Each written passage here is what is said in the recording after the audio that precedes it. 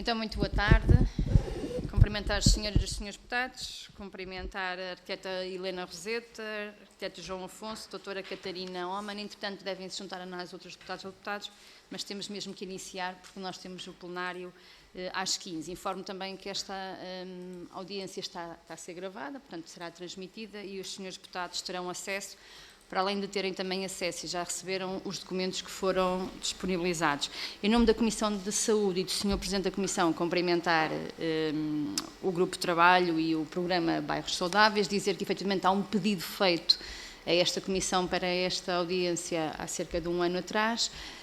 Houve agora a necessidade de acelerarmos em termos de grupo de trabalho as audiências porque não estava a ser possível darmos resposta às solicitações, desde já as nossas desculpas e o nosso compromisso para, dentro do que for o nosso alcance, acompanharmos o tema que hoje nos vai aqui deixar. Arquiteta Helena Roseta, eu passo-lhe já a palavra. Nós temos uma grelha 10 minutos iniciais, depois 5 minutos a cada deputado que queira usar da palavra e mais uma vez 10 minutos para respostas ou algo que queira acrescentar.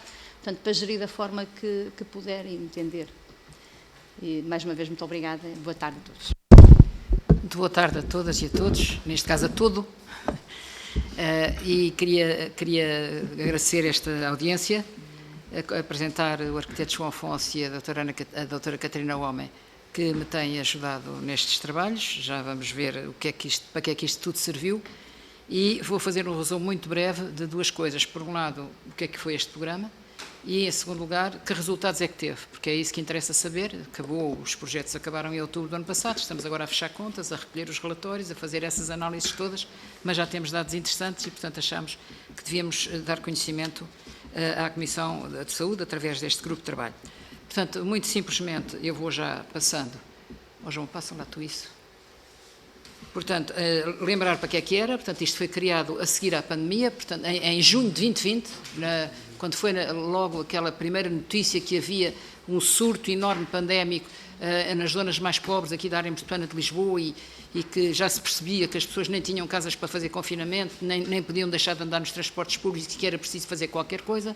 Nós juntámos um grupo de pessoas que foi levar ao Governo esta proposta, fazer um programa com estas características, dinamizar parcerias locais para intervenções de melhoria não só da saúde, mas da qualidade de vida em comunidades territoriais com determinadas vulnerabilidades, e isto através de organizações não governamentais. Portanto, podiam ser associações, coletividades, movimentos, o que fosse. Portanto, o programa é dirigido a essas entidades sem fins lucrativos, mas podia ser apoiado pelas autarquias e pelas autoridades de saúde. E eles podiam fazer o que quisessem, dentro de 5 grandes linhas: saúde, economia, nomeadamente criação de emprego, aspectos sociais, aspectos ambientais e aspectos urbanísticos, o que quisessem com os seguintes limites. Máximo de 50 mil euros por projeto e um ano para realizar. E justificar porque é que era naquele território. Porque os territórios não estavam definidos à partida. Eles é que tinham que os demonstrar que os territórios tinham essas características. Muito bem, o programa teve uma dotação de 10 milhões, houve um concurso público, houve 774 candidaturas. Este número é muito relevante porque o concurso público foi realizado entre novembro e dezembro de 2020, não sei se têm presente, que foi a segunda vaga e foi na altura em que não havia vacina e que estava a morrer muita gente. Isto era suposto ser um programa participativo, em pleno confinamento, com pessoas a morrer. Como é que eles se organizaram, não sei. A verdade é que se organizaram e apareceram 700 e tal candidaturas. Nós percebemos, isto significa não que o programa é muito bom, mas que há uma necessidade disto. Depois houve um júri que selecionou, foram selecionados 246, houve 6 projetos que se perderam pelo caminho, não conseguiram chegar ao fim, ficaram 240. O mapa mostra a zona cinzenta mais escura do lado esquerdo e cá em baixo é a zona dos chamados territórios do litoral, a zona cinzenta clarinha os territórios do interior. Isto mostra que o programa chegou ao interior. 28% dos projetos foram no interior. O que é interessante, dadas as condições. Eu não saí de casa para fazer isto tudo, era tudo feito online. Portanto, ninguém podia sair de casa. E, portanto, foi possível montar uma coisa destas, um concurso com estas candidaturas todas, sem ninguém sair de casa e chegar a sítios onde nós nunca fomos. Portanto, isto era a primeira coisa. Agora, nós que quando isto acabou em outubro, tinham um ano para fazer, começaram em outubro de 2020-21, depois de se arranjar os protocolos, a garantir os financiamentos, etc. Tiveram um ano até outubro de 2022 para fazer os seus projetos e nós quisemos saber, no fim, o que é que eles tinham feito. Ainda antes de fazer o apuramento das contas, preocupámos em saber para que é que serviu o dinheiro. Porque uma coisa é demonstrar despesas, é relativamente fácil, é ver os documentos. Outra coisa é saber se aquilo serviu para alguma coisa, que resultados é que aquilo teve. E encontramos um sistema de avaliação engraçado, baseado na autoavaliação dos projetos, que nos permitia medir se tinham feito as atividades todas, se tinham cumprido os objetivos todos. Eles tinham, na candidatura, tinham que ter dito o que é que queriam fazer, quais eram os objetivos e o que é que esperavam conseguir. Então a gente perguntou o que queriam fazer as atividades, está tudo feito ou não está? E eles tiveram que responder. Quanto aos objetivos, conseguiram ou não conseguiram? Tinham que responder e demonstrar. Quanto aos resultados, conseguiram ou não conseguiram? Responder e demonstrar. Com isto tudo, conseguimos criar um indicador chamado taxa média de realização física, que é as atividades, não é propriamente a parte da despesa, mas a taxa média diz que são física dos projetos e isso deixou-nos muito encantados, não esperávamos que fosse tão alta, foi de 94%. O que em Portugal é bastante raro, haver uma taxa de execução física, ainda por cima de territórios vulneráveis, entidades sem fins lucrativos. Portanto, isto tinha todas as condições para não se conseguir ir tão longe, mas a verdade é que ultrapassou a nossa expectativa. Neste momento estamos a pagar a última tranche, que é paga só depois deles apresentarem tudo pronto, e fechamos as contas com isso. Estes valores mostram, o que vão vir agora, os resultados, mostram que com 50 mil euros ou menos, houve projetos que fizeram muita coisa. A notícia nova, que está aqui em baixo, é que na semana passada foi aprovada em Conselho de Ministros, porque os resultados foram realmente bons e foram bem avaliados, que vai haver uma segunda edição. Portanto, há uma expectativa, e temos muitos mails de pessoas a perguntar quando é que vai ser, como é que vai ser. Segunda edição, tem que haver uma publicação de uma resolução do Conselho de Ministros que ainda não saiu, tem que haver uma nova equipa, tem que haver um novo concurso e tem que se ver o que é que acontece. A minha expectativa é que se calhar ainda vamos ter mais candidaturas, vamos ver. Vamos ver. A resolução ainda não saiu. Depois, resultados. Fizemos uma avaliação muito interessante, fizemos um protocolo, não sei se conhecem, uma coisa chamada Plataforma ODS Local, que é um trabalho muito interessante que faz mapeamento de projetos ou municípios que têm boas práticas relacionadas com os Objetivos de Desenvolvimento Sustentável da Agenda 2030. E nós fizemos um exercício com eles de uma forma participativa, os projetos dos bairros saudáveis também se mapearem em termos de dizer quais são os ODS que estão a cumprir. E a partir de um mapeamento por iniciativa dos projetos, isto não era obrigatório, foi um convite que nós fizemos, 80% dos projetos foram lá mapear-se, e o que aconteceu foi uma coisa muito interessante. 91,5% dos projetos indicaram o ODS 3, Saúde de Qualidade, como aquele para que tinham contribuído, entre tudo, tinham contribuído para o ODS 3. Contribuíram também para muitos outros, mas em 91% dos projetos o ODS 3 estava presente. E depois outros meteram outros objetivos, portanto, vê aí do lado direito, vê uma seta verde maior a apontar para o ODS 3 e depois tem a ver uma seta vermelha também maior, cá em baixo a apontar para o ODS 10. Foram os dois ODS com mais impacto, ou seja, saúde, qualidade e inclusão social. E os senhores deputados aqui da Comissão de Saúde compreenderão que uma coisa está absolutamente ligada à outra. Nós não exigíamos que eles fizessem os projetos de uma maneira ou de outra, mas é evidente que uma coisa tem ligação com a outra e, portanto, eles próprios é que construíram os projetos e sentiram necessidade de juntar estas valências. Quem é que participou? Os projetos tinham que ser apresentados por parcerias, portanto, nenhuma entidade se podia candidatar sozinha, portanto, eles tinham que se organizar. A parceria tinha que ter uma entidade promotora oficialmente constituída, portanto, com personalidade jurídica, e depois podia juntar voluntários, podia juntar autoridades de saúde, podia juntar escolas, o que quisessem. Mas os promotores dos projetos tinham que ser entidades sem fins lucrativos e com personalidade jurídica. Estas parcerias não são só os promotores, são os promotores e os parceiros. Portanto, isto envolveu 1.180 entidades, algumas estão em mais do que um projeto, portanto, aparecem mais do que uma vez, mas, para terem uma ideia, metade destas entidades, basicamente metade, são associações do setor solidário, muitas delas são promotoras dos projetos, são 240, tem que ter pelo menos 240 destas, têm que ser promotoras. Depois temos entidades informais, isto é uma novidade deste programa, nós aceitamos grupos informais e voluntários como parceiros. Por exemplo, um grupo de jovens que quer candidatar-se, não tem a situação constituída, não está formalizado, mas associa-se como tal, ao grupo de moradores ou o que seja. E, portanto, foi muito importante a entrada destes grupos informais e entidades públicas, muitas foram convidadas pelos promotores ou que já os conheciam ou foram-lhes bater à porta. O que eu sei é que houve 380 entidades públicas, já vamos ver quais são, que participaram também nas parcerias.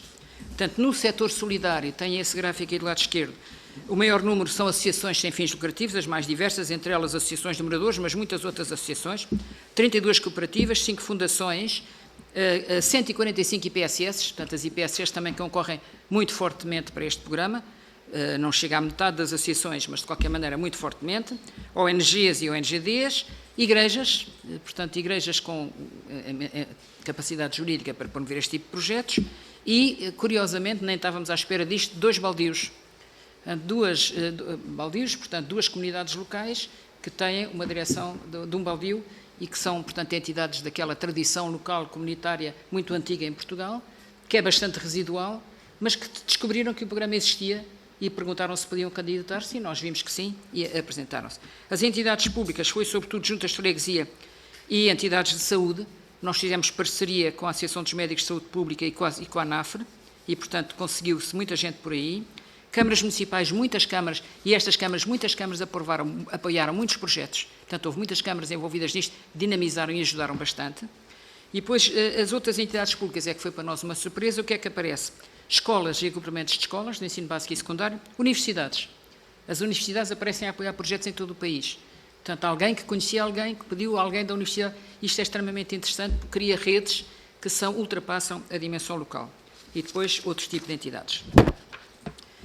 Quem é que foi atingido? Eu não gosto de falar em público-alvo, lembra-me sempre o médico de saúde pública, o Dr. Cardoso Ferreira, de perguntar logo onde é que está a seta, onde é que está o arco e flechas. Não há aqui público-alvos, há destinatários que nós queremos que sejam colaboradores e envolvidos. E, portanto, o que é que tivemos neste conjunto de 240 projetos? Foram envolvidas nas várias atividades 28 mil crianças, 26 mil jovens, 69 mil adultos, 20 mil idosos, um total de destinatários 145 mil, o que é imenso, considerando as dificuldades, os pequenos territórios, a dispersão disto e a pandemia, que também dificultou às vezes chegar mais longe. Por exemplo, no primeiro ano foi difícil fazer atividades com as pessoas mais velhas por causa dos confinamentos. As raparigas e mulheres correspondem a 47% dos destinatários, o que para nós também é um indicador muito interessante, porque mostra que sem a gente dizer nada, a igualdade de género não era um objetivo do programa. Naturalmente, a sociedade, ao apresentar-se com estes projetos, estavam lá as mulheres e as raparigas e, portanto, apareceram naturalmente. Foi bastante interessante. Alguns projetos puseram a igualdade de género como um objetivo essencial, mas isso não eram todos. Agora, grupos específicos também atingidos. Migrantes, muito importante aqui, um grupo específico que nós não podemos dar porque não temos números e, aliás, a legislação em Portugal não nos permite identificar as comunidades ciganas, mas temos vários projetos, pelo menos 12, de comunidades ciganas que conseguiram candidatar-se, levar o projeto até ao fim e ter bons resultados. Portanto, isto é muito importante, significa que o programa não era assim tão difícil de fazer e que as pessoas conseguiram fazê-lo. Nós tivemos muito cuidado com os formulários, com a comunicação, com as sessões de esclarecimento que fazíamos online, para que isto fosse fácil, porque uma candidatura que depois as pessoas não conseguem lá entrar, não leva a nada. Portanto, foi um trabalho aí importante para nós e tivemos bom resultado. E pessoas com deficiência, aí já foi a escolha dos projetos. Havia projetos destinados especificamente, que resolveram destinar-se especificamente a pessoas com deficiência e até promovidos por associações que trabalham só com pessoas com deficiência. Resultados, agora vamos ver. Portanto, em termos de iniciativa, associativismo e empreendedorismo, foram criadas 56 associações, 8 cooperativas, 27 empresas, algumas muito pequenas. Aquele sinal que está ali, uma garrafa de gin que vem ali, é muito engraçado. É numa terrinha chamada Oguela, que é no município de Campo Maior, perto de Campo Maior, que está praticamente deserta, tem 70 pessoas, tem um castelo lindíssimo, tem uma data de casas vazias, mas descobriram que este programa existia, candidataram-se com um projeto interessante de fazer os filmes e dinamizar a aldeia, não sei o quê, e fizeram. Então, uma das coisas que eles fizeram foi criar uma marca de gin num edifício abandonado onde criaram uma destilaria, para dar nome à terra, para ver se conseguiam atrair. E no fim, quando apresentaram os resultados, estavam muito felizes e disseram-nos o seguinte: os senhores deputados, tirem as vossas conclusões. Isto correu tão bem, a festa de encerramento, nunca tinha havido uma festa tão grande em Oguela. Só cervejas vendemos 1000. Bem, não sei o que é que uma terra de 70 pessoas vende 1000 cervejas numa noite, mas, bom, isto agora é uma à parte, mas mostra que as pessoas têm um dinamismo que nós não podemos imaginar.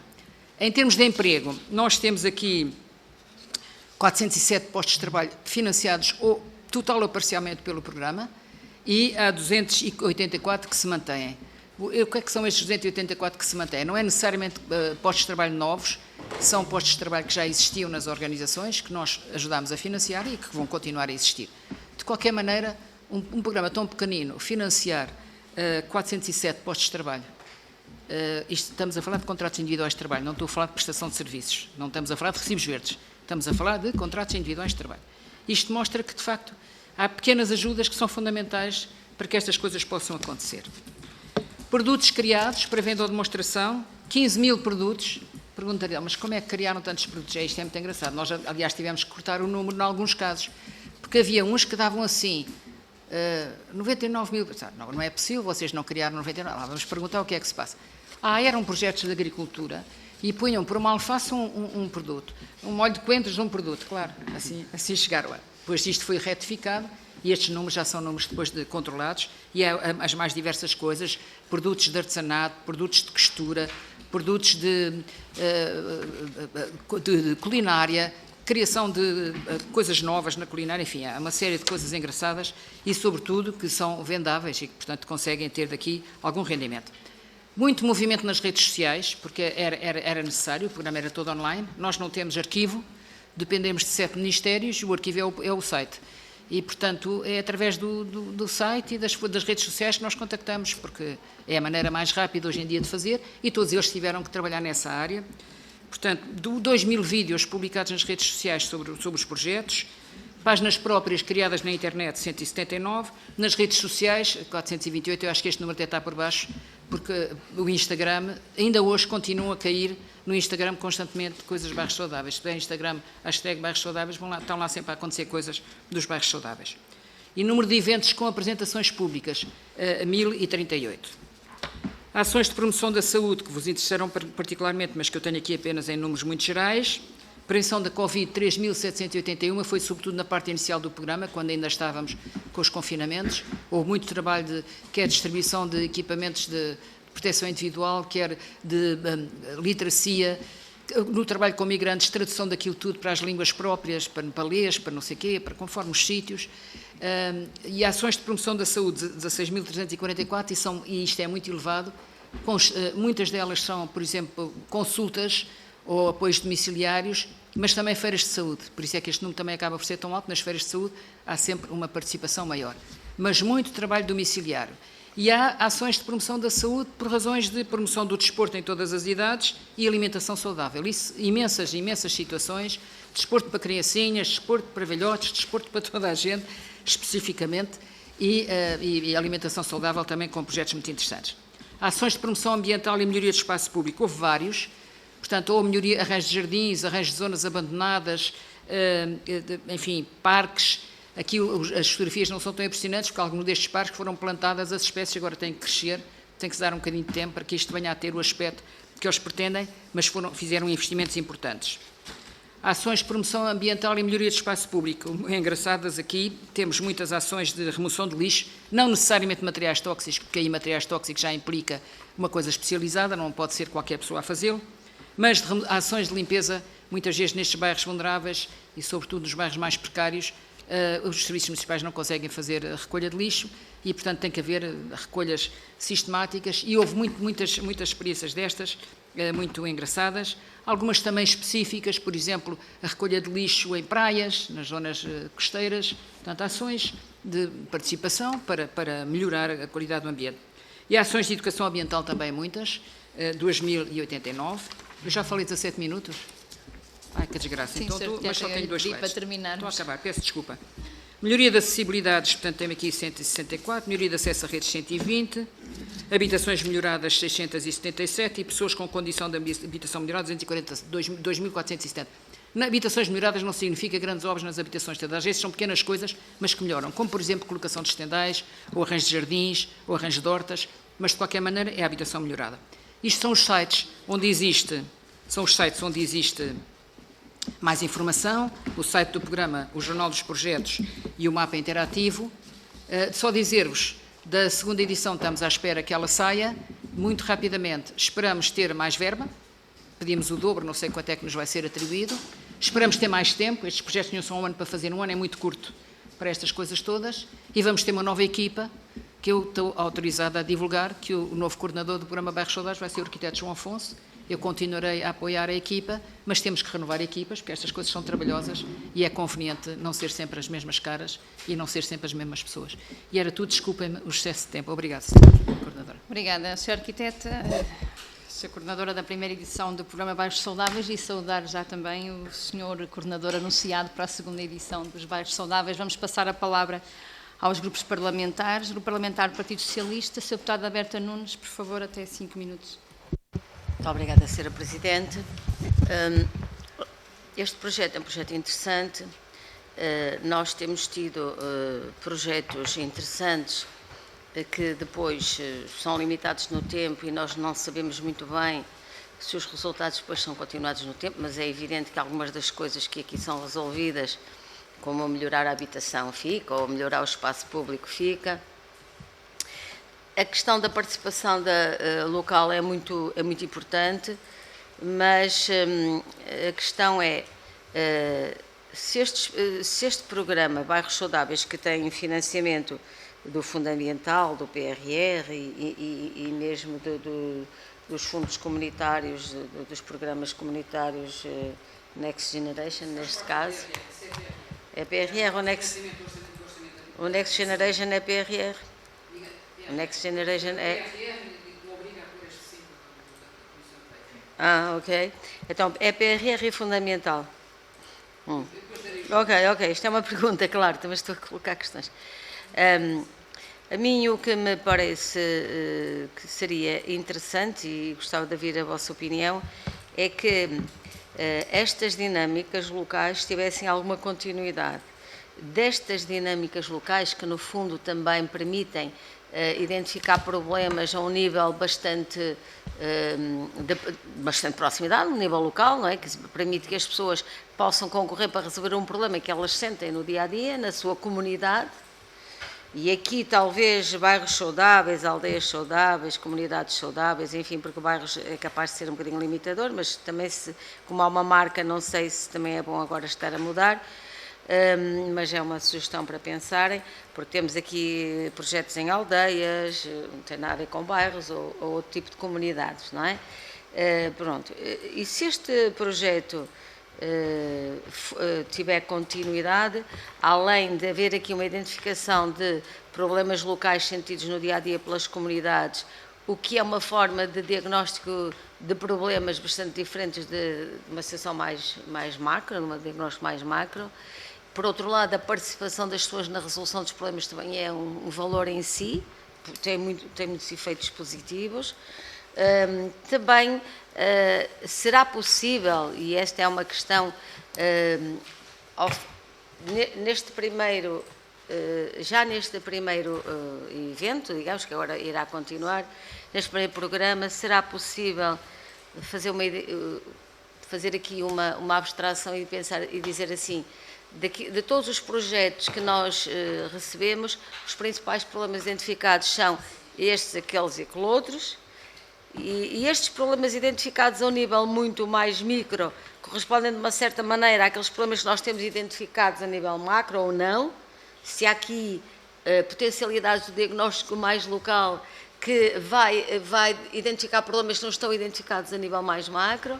Se para estes problemas identificados também será importante depois ter políticas complementares. Imagine, aqui há questões como a habitação. A habitação já sabemos que é um problema, já sabemos que há uma série de políticas. Aqui até nem entraremos muito, mas há políticas, aqui nestes programas, nestes problemas identificados, que são muito a nível micro, há políticas que depois os enderecem de uma forma mais sistemática, ou, por exemplo, nós vemos aqui projetos que têm a ver com a alimentação saudável e o que é? É muito mais legumes, por exemplo, na alimentação, um acesso, se calhar, mais facilitado a acabados de legumes. Imagino que eu vi alguns vídeos que estavam no site. Será que nós também aqui devíamos ter, a nível da saúde pública, uma política de acesso facilitado a produtos frescos locais e como é que isso podia ser feito? No fundo, aproveitar este trabalho que tem em si próprio potencialidades no diagnóstico de problemas, potencialidades na própria resolução deles, porque é muito mais, também é mais simples, tem aqui um simplex logo à partida, não é preciso simplificar, porque ele já nasce simples e tem sempre essa preocupação, não é? Isso também é importante, manter sempre essa preocupação. Será que isto aqui depois pode levar também a políticas que vão de encontro a estes diagnósticos que são feitos desta forma? É a questão que eu queria colocar. Obrigada, Sra. Deputada Berta Nunes. Vou passar a palavra ao Sr. Deputado João Dias Coelho, do Grupo Parlamentar do PST. Ora, muito boa tarde a todos. Cumprimentar, em particular, a arquiteta Helena Roseta, sobejamente conhecida pela sua dinâmica, e dar-lhe os meus sinceros parabéns pelo, enfim, entusiasmo com que apresentou o conjunto de iniciativas que aqui foram apresentadas e divulgadas. Relativamente ao projeto em si, eu estou à vontade, até porque tenho tido, ao longo da minha vida, uma ligação muito grande à sociedade civil desde jovem, e às ONGs em particular, portanto compreendo e acho que é extremamente motivador que haja um projeto de iniciativas deste nível para que dinamizem o mais possível a sociedade civil e que a obriguem, de alguma forma, no bom sentido da palavra, a participar mais ativamente nas preocupações locais e regionais, em particular. Deste modo, portanto, a apreciação do conjunto de ações para esta primeira, digamos, para esta primeira leva de projetos parece-me sobejamente interessante, não obstante eles serem de ordem muito diversa. Portanto, não há aqui uma canalização, uma orientação fixada, e estamos em sede de Comissão de Saúde, fixada na prevenção ou nos cuidados primários da saúde, que poderia ser uma das matérias que, eventualmente, pudéssemos aqui agora debater. E digo isto pelo seguinte, a parte do financiamento, eu, portanto, daquilo que avaliei rapidamente e pela vossa apresentação, são 240 projetos globalmente que foram envolvendo 1.180 entidades, o que está certo, neste primeiro ano, com cerca de 40 milhões de euros de investimento. Portanto, que foi euros. Então é a previsão, se calhar, então, são 10 milhões de euros, peço desculpa. Então, peço desculpa, estava a envolver mais do que... Achava que era, de facto, um valor muito simpático. Mas o lapso foi meu, com certeza, e devo ter apanhado aqui algo de errado na altura, porque isto é financiado pelo Fundamental, é pelo PRR e tem também aqui uma linha de orçamento. Exatamente, tem aqui o promover a saúde e prevenir a doença, julgo que é enfim, o eixo de onde é retirado, é o programa P014, Saúde, medida 4, dá continuidade ao investimento dos bairros saudáveis. Julgo que é isto que estamos a falar e é isso que será, provisionalmente, aquilo que pretendem para o ano de 2024 e, portanto, para discutir em sede da Assembleia, nomeadamente quando da apreciação do Orçamento de Estado. Será isto, julgo eu, que visam relativamente enfim, à colaboração que nós, enquanto deputados, podemos dar. Relativamente a tudo, aos projetos em si, eu parece-me que, pronto, eles são um bocadinho tipo orçamento participativo, de alguma maneira, que se aplica hoje, enfim, em muitos municípios, e que, no fundo, as pessoas apresentam os seus projetos e, portanto, são apreciados e são aprovados mediante um conjunto de critérios que, enfim, que estarão previamente determinados, mas que, neste caso, eu julgo que poderiam ou deveriam ser mais clarificadores, ou já o têm mais clarificado, no que diz respeito à parte da componente da saúde, digamos assim. Eu sei que focou, que envolveram os médicos de saúde pública, portanto, eventualmente haverá exemplos e projetos que possam ser canalizados com esta associação e com outras entidades que possam desenvolver também iniciativas neste campo, nomeadamente, e ficou bem, a parte da saúde, da alimentação saudável. Eu até acrescentaria a agricultura biológica, porque é uma área que muitas vezes não é desenvolvida e que é um dos objetivos da União Europeia, que é exatamente atingir metas que estão definidas, inclusivamente para o Estado português, e, portanto, aí pode haver um incentivo e uma colaboração importante da parte destes projetos. E há depois da eficiência energética, mas a eficiência energética tem no fundamental programas próprios. Portanto, tem que haver uma articulação que não sei se está pensada, e deixo isto como questão desde já, porque seria bom não haver concorrência, diria eu. Isto é, houvesse uma articulação clarificada entre os projetos na área da saúde, na área da eficiência energética e outras melhorias, nomeadamente em espaço público, que pudessem articular-se com aquilo que já existe, no fundo. E, inclusivamente, depois eu percebi que estão as juntas de freguesia, julgo também os municípios, faz sentido, e os municípios, particularmente nas áreas mais desertificadas e do interior, porque eu julgo que temos que estou a interpretar eu por vós, mas temos que canalizar cada vez mais também este tipo de projetos como formas de ativar, particularmente quando há uma desertificação e uma saída de jovens do interior do país, haverem projetos que possam também ser canalizados para esse tipo de entusiasmo que possa existir e que possa fixar, digamos assim, ou ajudar a fixar, não vai fixar, mas pelo menos pode ajudar a fixar jovens e menos jovens também, nas zonas do interior do país, muitas vezes pouco qualificadas ou pouco ajudadas por este tipo de iniciativas. Globalmente, não tenho mais nada além de elogiar a ação, portanto, o que me parece é que ela agora, numa segunda fase, terá que ser eventualmente mais pensada e articulada e, portanto, e ter linhas, digamos assim, da ação bem definidas, com montantes bem definidos. Portanto, já disse aí que pelo menos o dobro, portanto, eu disse 40, mas serão 20 milhões, será aquilo que vocês irão, ou que estão aqui, de alguma maneira, a reivindicar, no bom sentido da palavra, para estes projetos, e, portanto, será uma matéria que me parece que terá que ser mais identificada e clarificada do ponto de vista organizacional, bem como do ponto de vista do acompanhamento. Eu sei que houve só poucos projetos que tiveram dúvidas e que, portanto, não tiveram execução física, portanto, foram 94%, julgo eu, com execução física a 100%. 6 projetos, exatamente, portanto, que se não correram bem, mas isso é normal, portanto, face à imensidão, ao número de projetos que foram aqui evidenciados.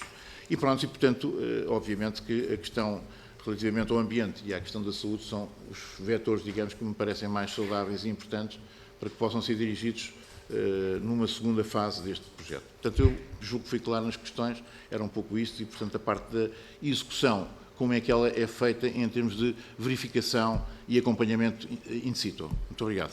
Muito obrigada, Sr. Deputado João Dias Coelho. Vou passar a palavra ao Parlamentar do Chega, Sr. Deputado Pedro Frazão. Muito obrigado, Sra. Coordenadora, Srs. Deputados, Sra. Arquiteta Helena Roseta, bem-vinda a esta comissão, em nome do Grupo Parlamentar do Chega.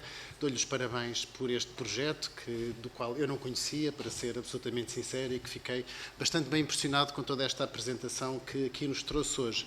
Queria cumprimentar também o Sr. Arquiteto João Afonso, tendo sido indicado como próximo coordenador deste projeto. Desejo-lhe as melhores felicidades na execução dos próximos projetos, assim haja cabimento orçamental, já falarei sobre isso um pouco mais à frente, e cumprimentar também a doutora Catarina Homem, a doutora Daniela Serralha, também por acompanhar a presença de uma comitiva em tão grande número. É também sinal da importância que dão a esta apresentação. Sei que esta apresentação já tinha sido pedida aqui à Assembleia da República faz praticamente um ano, na altura na qual ainda se estavam a desenvolver os projetos. Esta demora pode não ter sido fácil de compreender, mas também veio trazer a oportunidade de agora, tendo conseguido cá vir, já vem demonstrar uns resultados mais consolidados e até torna-se bastante pertinente esta apresentação, uma vez que dentro de poucas semanas esta Assembleia vai cessar o trabalho das comissões para entrar em Orçamento de Estado e, portanto, poderemos, esta pertinência desta vossa apresentação veio também chamar a nossa atenção sobre esta necessidade do cabimento orçamental para esta rúbrica. De facto, parece-nos um projeto altamente interessante.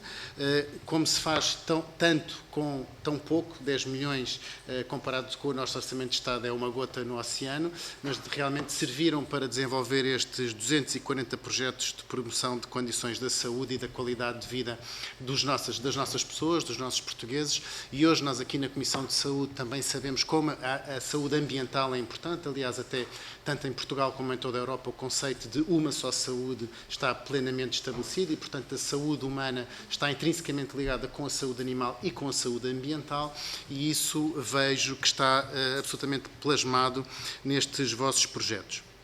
Sendo que são muitos projetos, mas com uma dotação orçamental pequena, portanto, no máximo 50 mil euros, não é? O que para aldeias como aquela que a senhora arquiteta falou, de uma aldeia perdida no Alentejo, 50 mil euros acaba por ser muito e pode ser uma alavanca importantíssima na manutenção da qualidade de vida destas populações e até na ancoragem dessas mesmas populações num território cada vez mais desertificado.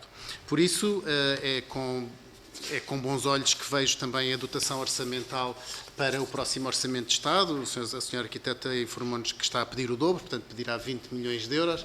Vamos ver o que é que será possível aprovar, mas poderá contar com o nosso voto favorável para essa rúbrica. Aliás, penso também que poderemos, nós próprios no Grupo Parlamentar do Chega, avançar também com uma proposta de alteração, caso não venha na proposta inicial, neste sentido, para alterar a Lei do Orçamento de Estado. Porque, de facto, todos estes slides que nos mostrou aqui demonstram, também através do seu entusiasmo e das suas palavras, mas demonstram, de facto, com exemplos muito concretos, aquilo que se pode fazer com pouca verba, não é? Portanto, porque de facto 50 mil euros no panorama geral de muitos projetos a título nacional acaba por ser um valor baixo e pode fazer mesmo a diferença do ponto de vista ambiental, do ponto de vista urbanístico, do ponto de vista da promoção da saúde e do ponto de vista da promoção da saúde das comunidades.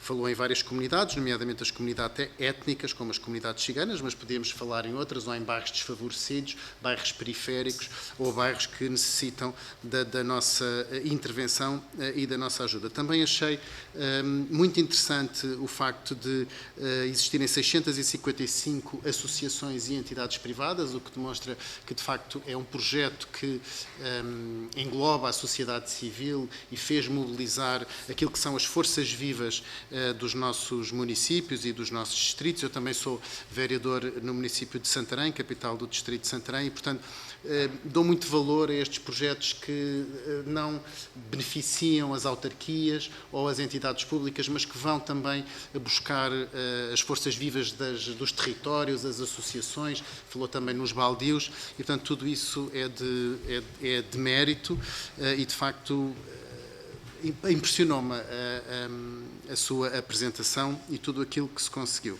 Portanto, deixando apenas algumas perguntas mais concretas, gostava que pudesse detalhar um pouco mais o perfil das associações que mais participaram, se pudesse fazer um bilhete de identidade. Gostava também de saber se existiram entidades do SNS a participarem neste projeto, nomeadamente o SF, centros de saúde, a ARS ou outras instituições. E também saltou-me à vista também a não presença das regiões autónomas. Gostava de saber qual é a razão de base, se é presumo que seja por causa da autonomia das regiões, obviamente, mas se existiria alguma possibilidade de namorar as regiões autónomas para virem também entrar nestes projetos, porque me parece também que nas regiões autónomas, daquilo que conheço, há também territórios muito necessitados deste tipo de projeto de intervenção. E assim termino, mais uma vez, dando os parabéns a toda a equipa e desejando os melhores sucessos para um próximo ano de execução, ou 2 anos de execução, como tinha dito. Muito obrigado. Muito obrigada, Sr. Deputado Pedro Frazão. Novamente a palavra à Sra. Arquiteta Helena Roseta. Muito obrigada. Minutos, por favor. Muito obrigada, Sra. Coordenadora. Eu queria agradecer as palavras e as questões que colocaram, agradecer em nome da equipa. Isto é já uma equipa reduzida, mas começo aqui por uma parte que eu não desenvolvi na apresentação, porque resolvi mostrar sobretudo os resultados, mas perguntaram como é que isto tudo funcionava. E eu vou explicar, não foi fácil. Eram 7 ministérios, o programa não é só o Ministério da Saúde, são 7 ministérios. E eu sou coordenadora nacional para 7 ministérios e para N projetos os que aparecessem no concurso. Portanto, como é que nós montámos isto? Cada ministro designou uma pessoa representante e essas 7 pessoas constituem a entidade responsável. A entidade responsável é que toma as decisões. Portanto, a Coordenação Nacional não tem nenhuma decisão nem todo o processo. Organiza, promove as reuniões, faz as atas, chateia toda a gente, faz as reuniões, faz as sessões de esclarecimento, mas não toma decisões. Propõe.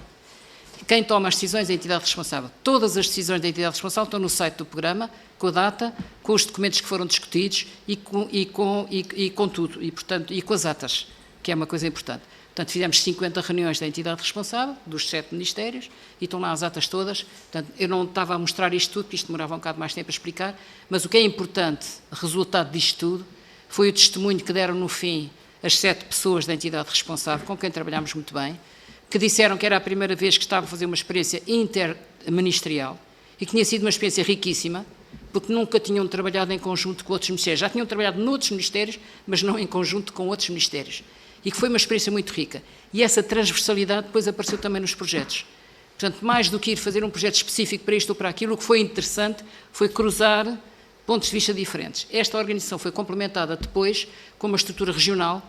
Nós pedimos a cada ministério para designar uma pessoa a nível das 5 áreas das ARS. Podíamos ter ido pelas áreas das CCDRs, mas fomos pelas ARS, porque o programa era Bairros Saudáveis e o Ministério da Saúde é que era o liderante em termos de resoluções de Conselho de Ministros, portanto foi através das áreas da ARS e, portanto, tivemos em todas as 5 áreas da ARS uma equipa de coordenação que tinha um representante da ARS, um representante da CCDR, um representante da Segurança Social, um representante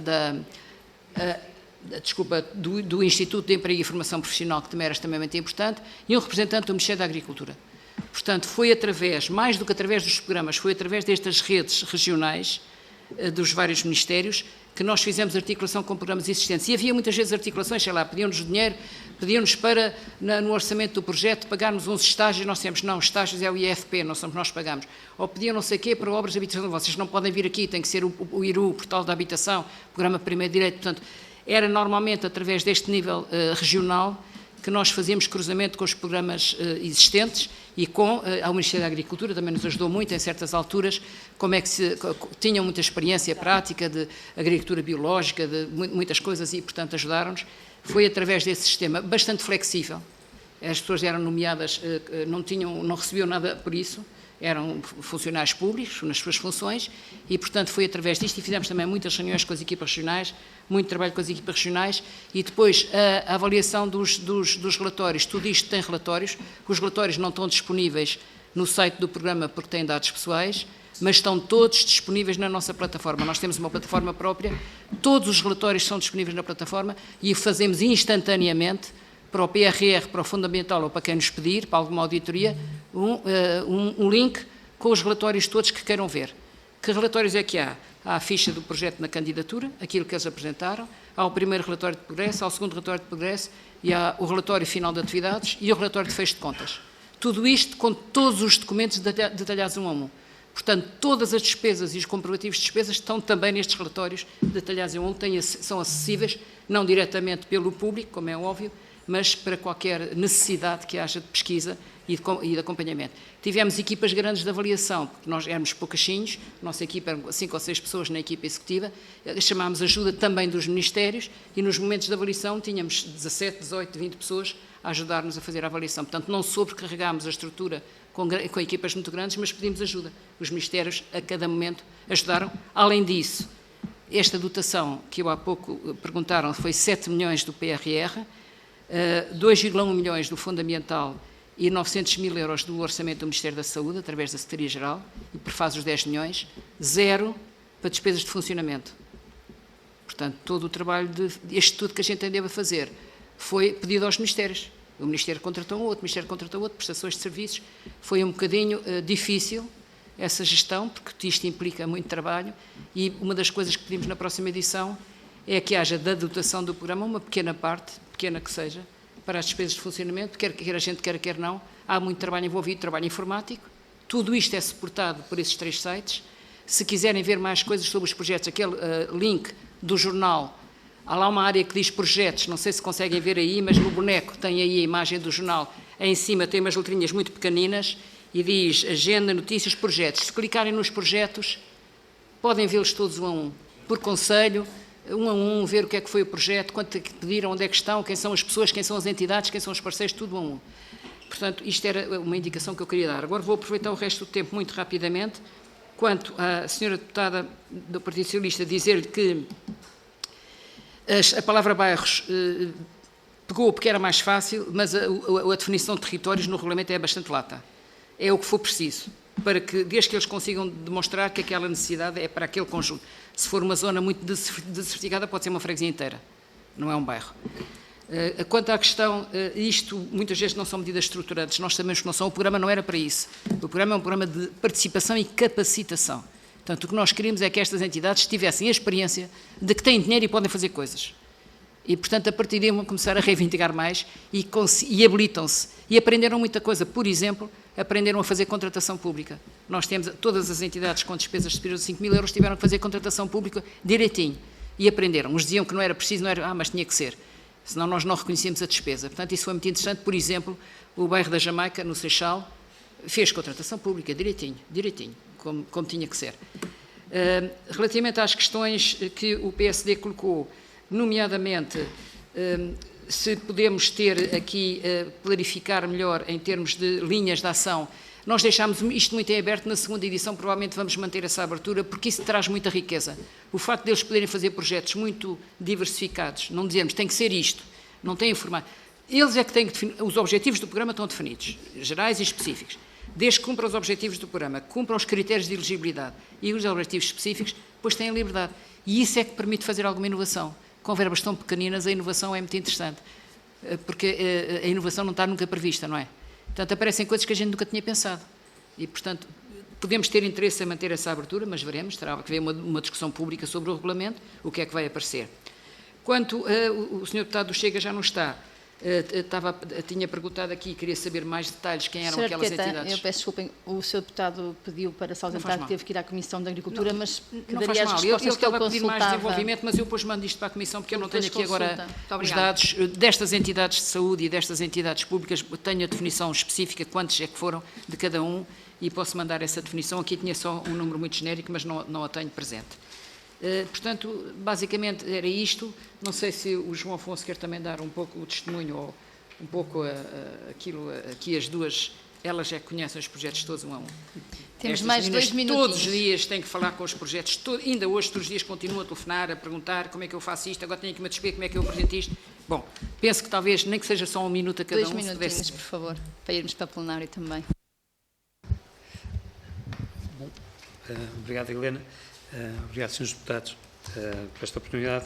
A nossa expectativa para a próxima edição do programa é melhorar esta edição, ou seja, há todo um processo de montagem do projeto que nós já não temos que defrontar, que a Helena e com a equipe conseguiu desenvolver ao longo destes quase 3 anos, e é essa experiência que nós queremos melhorar. Eu creio que há aqui um dado bastante importante, falou sobre a simplicidade deste programa. Este programa é simples, mas cumpre todas as regras. Ou seja, o que se conseguiu, que a arquiteta Helena conseguiu traduzir nesta plataforma digital, é que todos os procedimentos que o Estado obriga são possíveis através de uma forma muito simples, se quisermos procurar.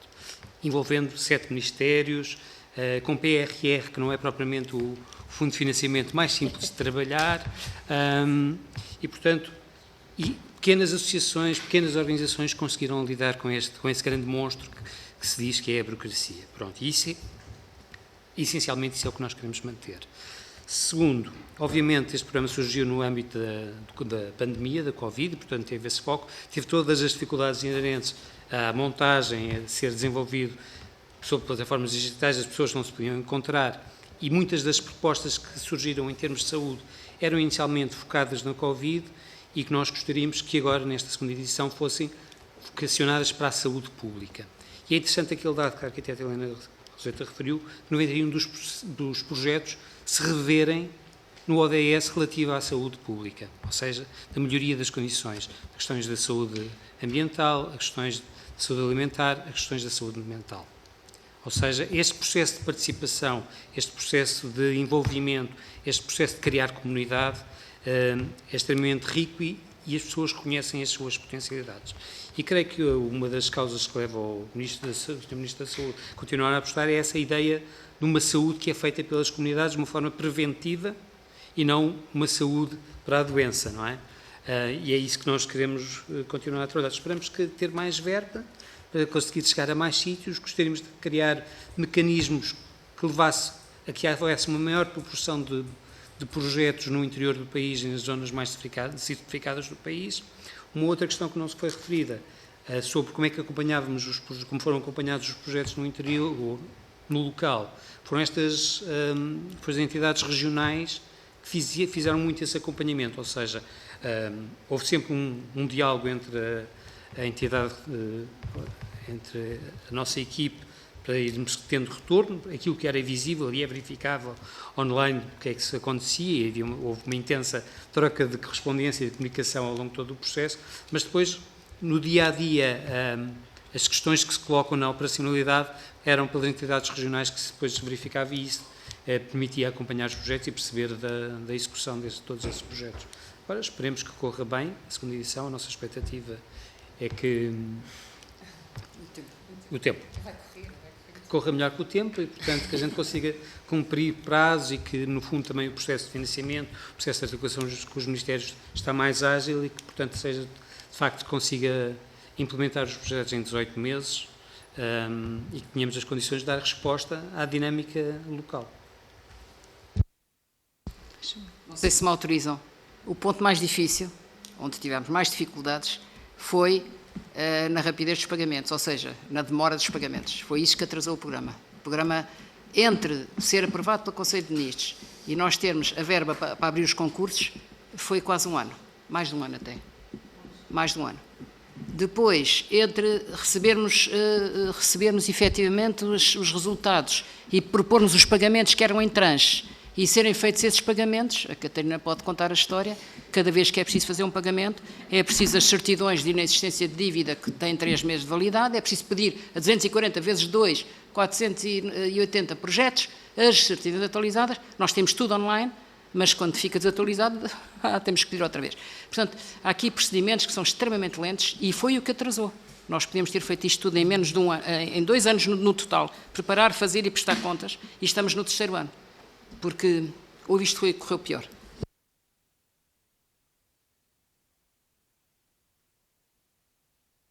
Temos isso, mas como nós éramos uma estrutura informal, não tínhamos legitimidade para pedir o acesso às certidões. E mandávamos pedir esse acesso para a Secretaria-Geral do Ministério ou para a CSS, que é quem faz os pagamentos, e eles não tinham nem paciência para ir lá buscar as certidões. Portanto, revertia para nós outra vez. Muito bem, muito obrigada em nome deste Grupo de Trabalho da Comissão de Saúde. Mais uma vez agradecer a presença da arquiteta Helena Roseta, arquiteto João Afonso, doutora Catarina Homem, doutora Daniela Serralha, e desejar uma segunda edição conforme as expectativas, e obrigada pela vossa explanação. Muito obrigada, boa tarde. Um minuto. Senhores deputados, um minutinho só no final, está bem?